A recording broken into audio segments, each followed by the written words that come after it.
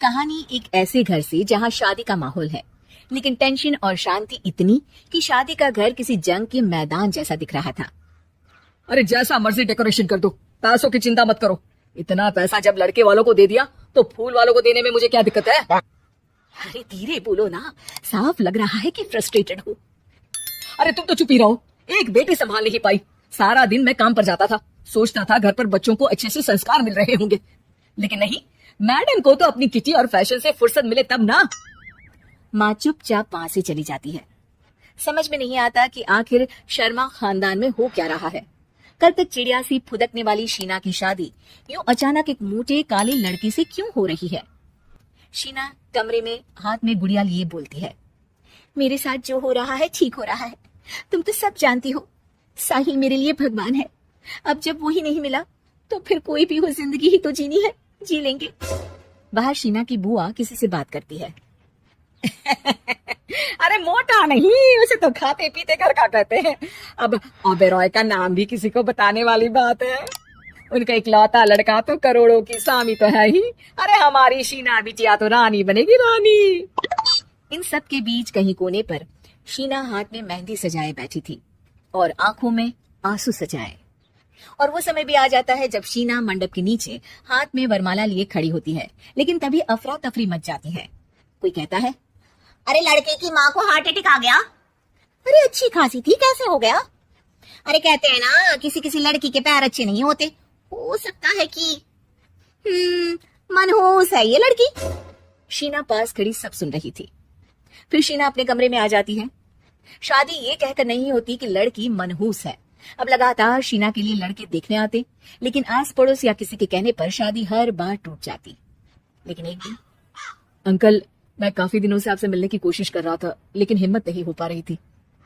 अरे बेटा, हिम्मत तो हमारी टूटी पड़ी है। वैसे कौन हो तुम? अब मेरा नाम साहिल है अंकल। मैं शीना से प्यार करता हूँ और उसी से शादी करना चाहता हूँ। अरे अब तो किस जात के हो ये भी मायने नहीं रखता। बेटा, मेरी बेटी मनहूस है, ये सब कहते हैं कि इसीलिए उसकी शादी नहीं हो पा रही। अगर तुम शादी करने को तैयार हो तो ठीक है।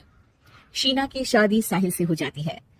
अगले दिन साहिल की माँ का देहांत हो जाता है और एक बार फिर लोग शीना को अपशकुनी कहने लगते हैं।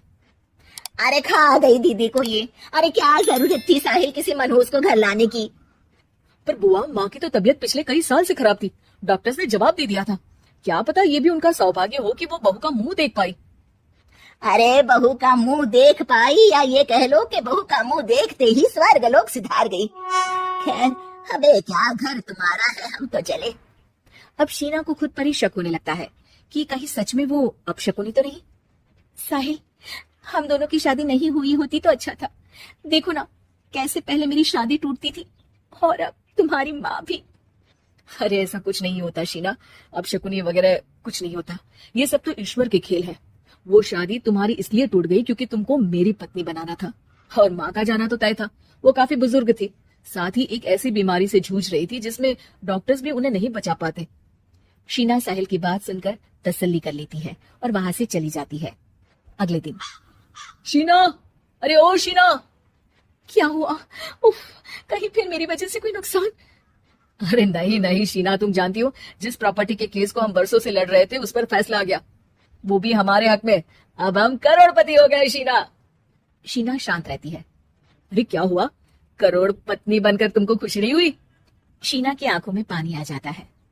चलिए जी, कुछ तो अच्छा हुआ मेरी जिंदगी में आकर आपके साथ। साहिल शीना को गले लगाकर कहता है, मेरी नई नौकरी भी तुम्हारे ही आने से लगी, ये प्रॉपर्टी का केस जीता, सब कुछ तो तुम्हारे आने के बाद ही हुआ। फिर तुम मनहूस कैसे? ये सुनकर शीना खुश हो जाती है।